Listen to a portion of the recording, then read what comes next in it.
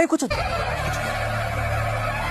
ఇక గౌతమ్నే నామినేట్ చేద్దాం, ఎందుకంటే ఎంటర్టైన్మెంట్లో వైల్డ్ కార్డ్స్లో వీళ్ళ ముగ్గురు మిమ్మల్ని కొంచెం దాటేసి ఉన్నారు అని చెప్పి. బట్ గౌతమ్ని నామినేట్ చేద్దాం అంటే ఏదో ఊరికే నామినేట్ చేయడం కాదు కదా. అసలు గౌతమ్ ఏంటి, నాకు నిజంగా చాలా తక్కువ తెలుసు మీ గురించి.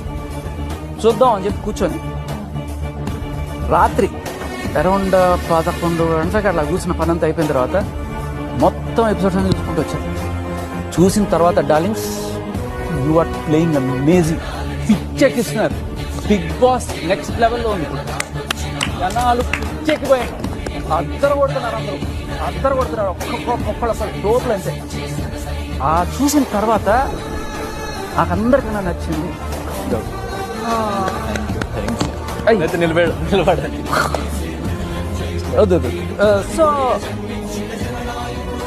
హే కూర్చో. ఇక గౌతమ్నే నామినేట్ చేద్దాం, ఎందుకంటే ఎంటర్టైన్మెంట్లో వైల్డ్ కార్డ్స్లో వీళ్ళ ముగ్గురు మిమ్మల్ని కొంచెం దాటేసి ఉన్నారు అని చెప్పి.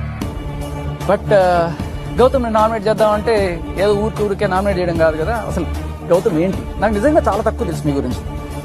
చూద్దాం అని చెప్పి కూర్చొని రాత్రి అరౌండ్ 11 గంటలకి అట్లా కూర్చున్న పని అంతా అయిపోయిన తర్వాత మొత్తం ఎపిసోడ్స్ అన్ని చూసుకుంటూ వచ్చాను.